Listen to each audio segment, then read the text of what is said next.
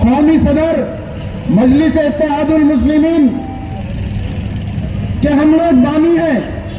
मैं और जावेद कुरैशी साहब ने इत्तेहाद का बीज बोया था औरंगाबाद में। मैं जड़ में था, वो पेड़ थे।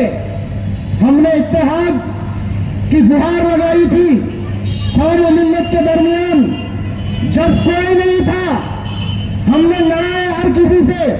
हमने हाई कोर्ट में लड़े, हमने फिरका परस्तों से लड़े, हमने अंदरूनी लोगों से लड़े। हमने कभी भी किसी को इब्लीस, मुनाफिक, मीर जाफर, मीर सादिक नहीं कहा। हमने शऊर था, हम लीडर थे, तो हमने हमारे मुखालिफिन को इब्लीस की औलाद नहीं कही जो आज कहा जा रहा है।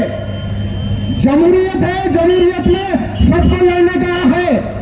हर गरीब आवाम और राष्ट्रपति कोई अलग नहीं है, सबके लिए कानून एक है और उसके तहत हम लोग इस जमहूरियत में।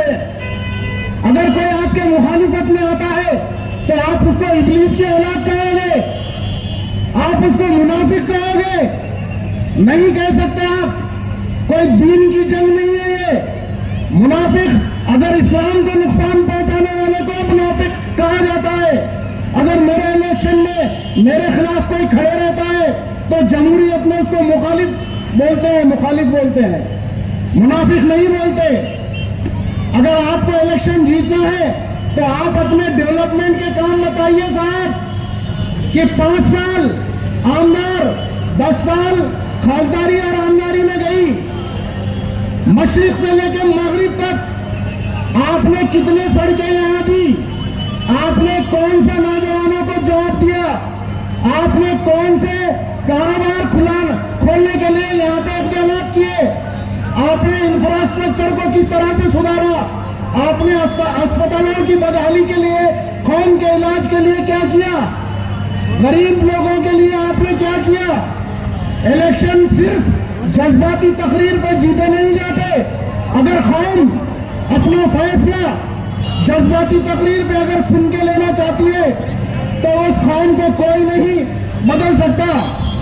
अल्लाह ने कुरान में फरमाया है कि मैं उस कौम की हालत जब तक नहीं बदलता कि जब तक वो अपने आप को बदलने के लिए तैयार न हो।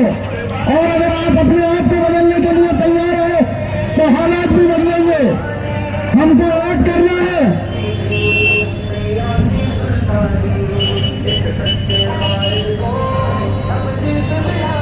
हमको अगर वोट करना है तो हमारे डेवलपमेंट की बात करे कोई।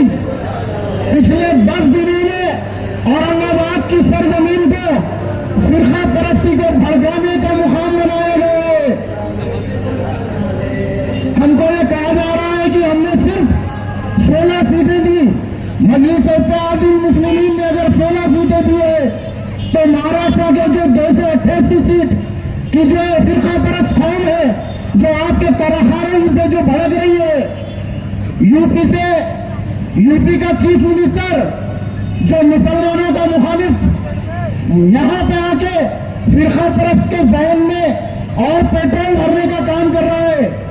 बटेंगे तो कटेंगे। कौन किसको काटेगा, कौन किसको बांटेगा?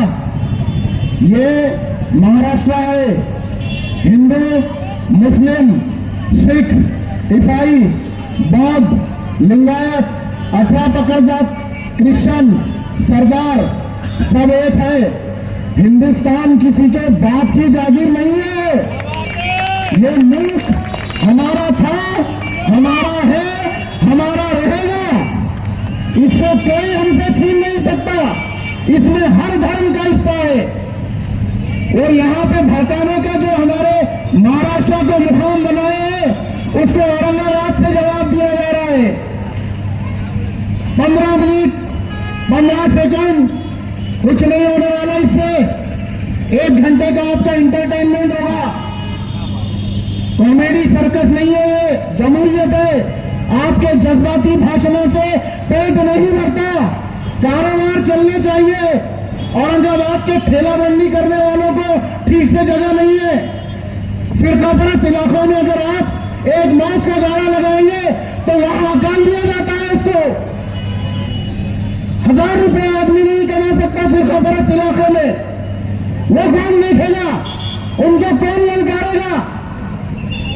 शाम में जब अगर कोई पहुंचता है तो उसकी माँ, बेटी, बहन उसके तरफ आंख के मारे देखते हैं।